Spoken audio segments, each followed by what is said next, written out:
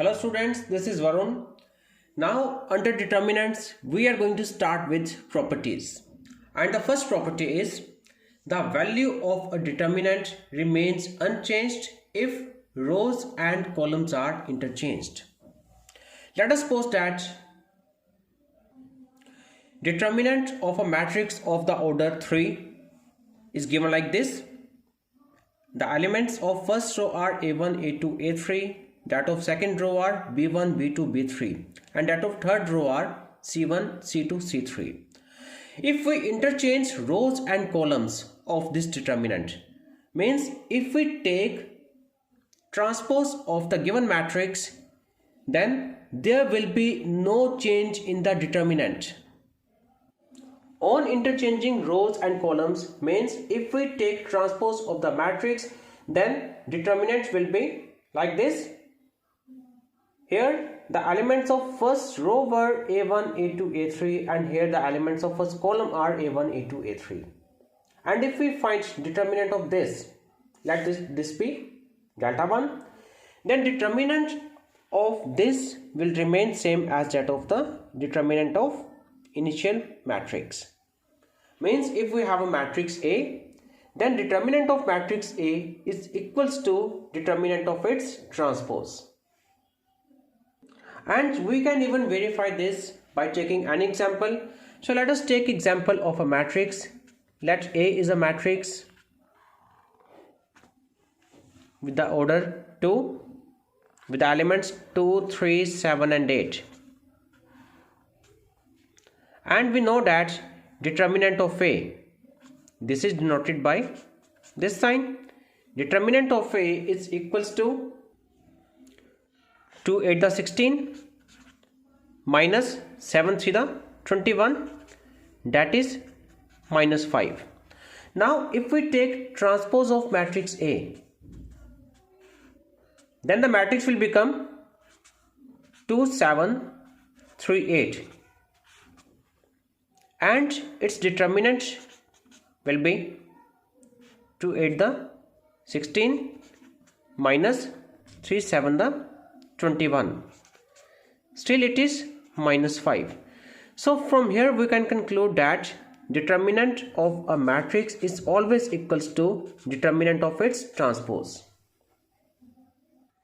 Next we have, if any two rows and columns are interchanged, then the sign of determinant gets changed.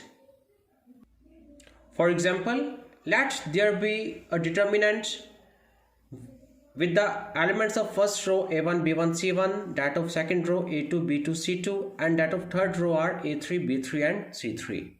And that is how we have denoted a determinant. If we interchange its second row with third row, means if second and third rows are interchanged, then the determinant will become A1, B1, C1, A2, A3, B3, C3 and A2, B2, C2. Since we have interchanged row 2 by row 3, so this will become determinant. Let its value is delta 1. And if we solve this, we will find that new determinant is negative of the initial determinant. Even we can verify this by taking an example. Let we have a matrix A with the elements 2, 3, 7 and 9, and determinant of A is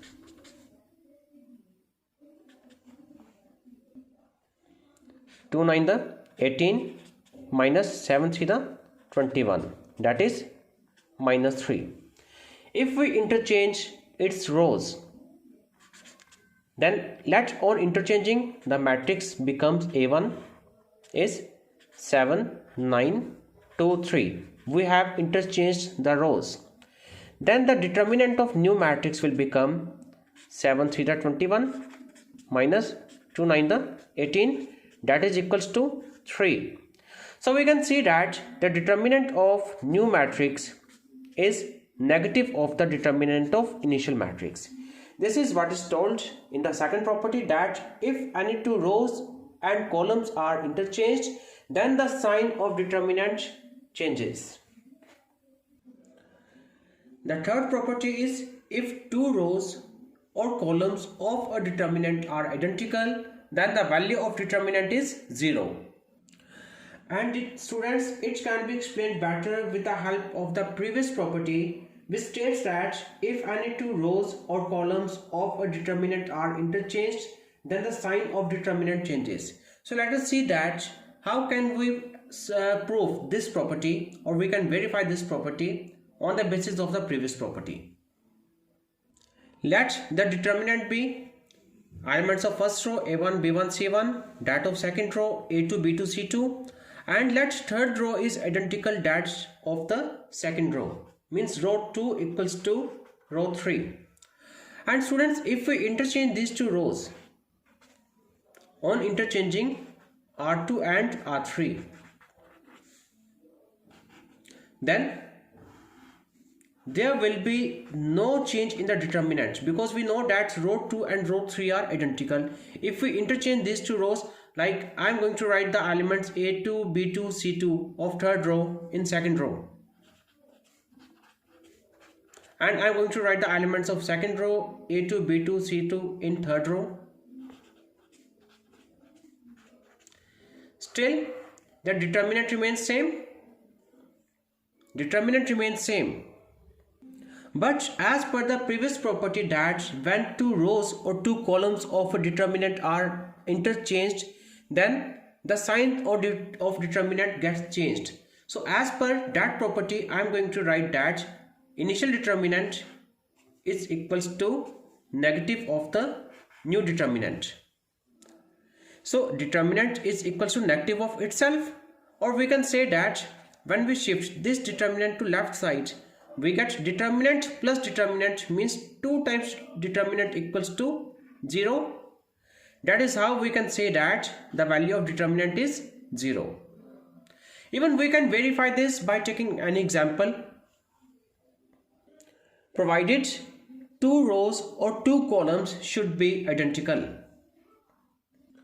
Now the next property states that if each element of a row or a column of a determinant is multiplied by some constant, let that be k, then the value of determinant will also get multiplied by k. Like if we have the determinant with the elements of first row a1, b1, c1, that of second row a2, b2, c2, and that of third row are a3, b3 and c3, and if we multiply elements of row 1 by some constant, let that be k, then the new determinant will be like this: k times a1, k b1, k c1, a2, b2, c2, and a3, b3, c3. On solving this, we will find that the value of new determinant is k times the value of initial determinant. Now let us take one example to understand this better. Let a determinant be with elements 5, 4, 3, 2, and if we expand this or we solve this, we get the value of determinant as 5 to the 10 minus 12 equals to minus 2. And if we multiply each element of row 2 by 5, each element of row 2 is multiplied by 5, then let the determinant will become 3 5 the 15, 2 5 the 10, and on solving we get 5 10 the 50 minus 15 4 the 60. 50 minus 60 equals to minus 10. Now we can see that the value of new determinant is 5 times the value of initial determinant. It is because new determinant, which is minus 10, is equals to 5 times the initial determinant, which is minus 2. Now for next property, we will again go back to property number 3 and property number 4. In property 3, it states that if two rows or columns of a determinant are identical, then the value of determinant is 0. And property 4 states that if each element of a row or of a column of a determinant is multiplied by a constant, then the value of determinant will also get multiplied by the same constant. And by the help of these two properties, we are going to draw one more property which states that if corresponding elements of any two rows or columns of a determinant are in proportion, means if corresponding elements of two determinants are in same ratio, then the value of determinant is 0. Now let us try to understand this property with the help of an example. If we have a determinant and let the elements of first row are 2, 7, 9, that of second row are 1, 5, 6, and that of third row are 6, 30 and 36. Well students, we can see that 6, 30 and 36, the elements of row 3, they all are divisible by 6. So we can write them as the multiples of 6. That's why I am going to write these as elements of first row 2, 7, 9 as it is, that of second row 1, 5, 6 as it is. But I am going to write the elements of third row as the multiples of 6. 6 into 1, 6 into 5 and 6 into 6. So as per the properties which we have studied so far, I am going to take 6 common from row R3. So when we take 6 common from row R3, so it will come outside the determinant, and the row 1 will remain same 2, 7, 9, row 2 1, 5, 6, and row 3 will become, since 6 is taken as common, so we left with 1, 5 and 6 only. Now we can see that row 2 and row 3 are identical. Since row 2 is identical to row 3, so the value of determinant will become 6 into 0. 6 into the value of this determinant will become 0 because row 2 is identical to row 3. So overall it will become 0. And if we go back to the question, we can see that the corresponding elements of second row and that of third row, they are in proportion because the ratio of 1 and 6, the ratio of 5 and 30, that is again 1 over 6, and the ratio of 6 and 36, that is again 1 over 6.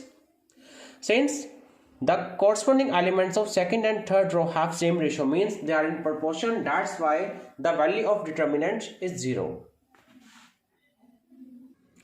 Now the next property is, if some or all elements of a determinant are expressed as the sum of two or more terms, then the determinant can be expressed as the sum of two or more determinants. For example, if we have a determinant with the elements of first row a1, b1, c1, that of second row a2, b2, c2, and that of third row are a3, b3 and c3. And if we can write the elements of first row as like a1 equals to the sum of x plus l, b1 as the sum of y plus m, and c1 as the sum of z plus n. And if we put these values of a1, b1 and c1 in the determinant, obviously we can write this as x plus, first row will become x plus l, y plus m and z plus n, whereas the elements of second and third row will remain as they are. By doing this, determinant will become like this. Since we are able to express the elements of first row as a sum of two elements,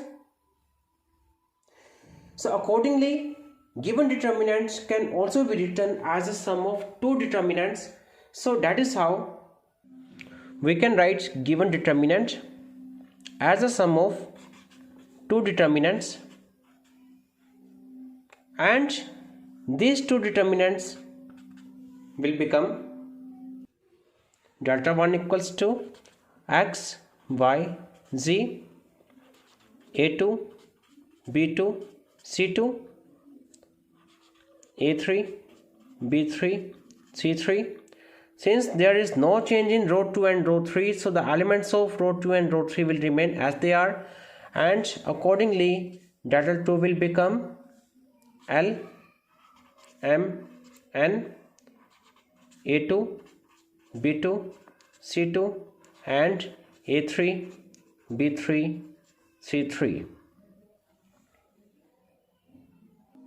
So this is what is told in this property, that if some or all elements of a determinant are expressed as a sum of two or more terms, as the elements of first row are expressed as a sum of two terms, then the determinant can also be expressed as a sum of two determinants, as we have expressed this determinant as a sum of these two determinants.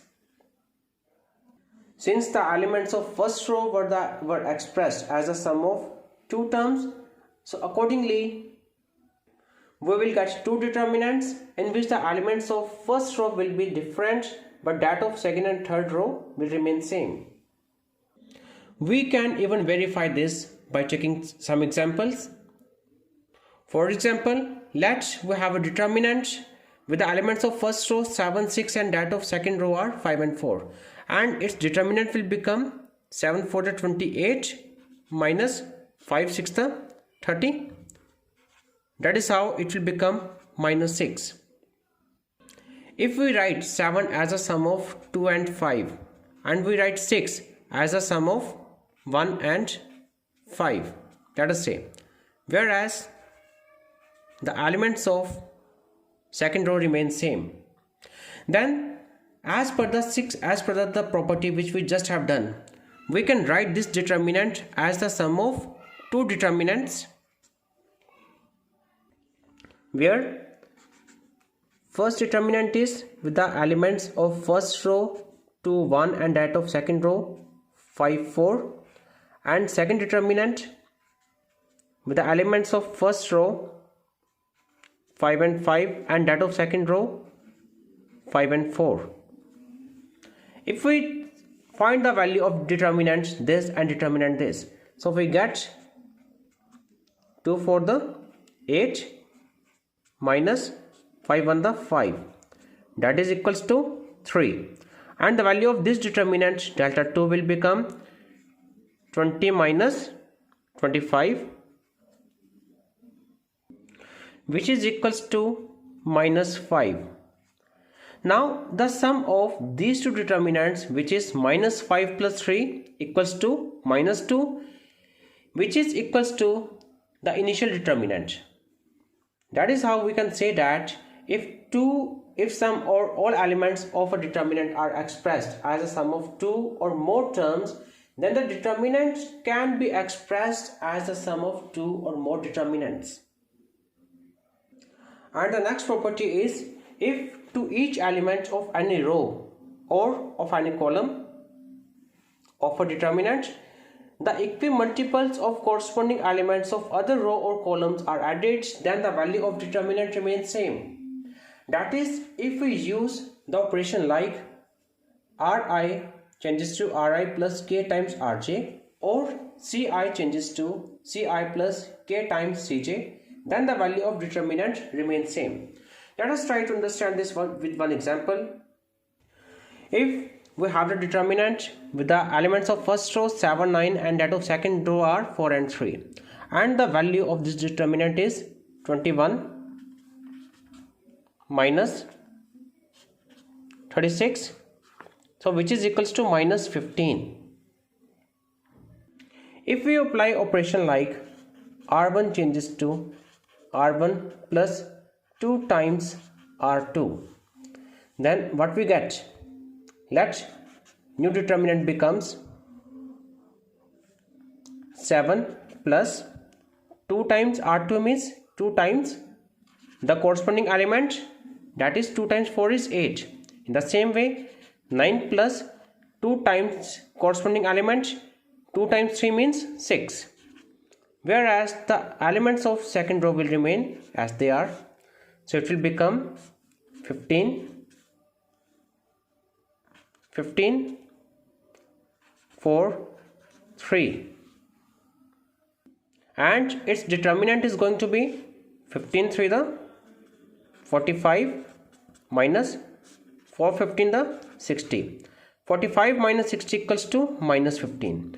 So we see that initial determinant, which is minus 15, is equal to the new determinant, which is again minus 15. That is how we can make the statement that if to each element of any row or column of a determinant the equimultiples of corresponding elements of other row or column are added, then the value of determinant remains same. Well students, these were the properties of determinants, and we can use these properties to find determinants of given matrix. These sort of operations reduces our calculation work and definitely they makes our question easier. We will do related questions in next session. Thank you.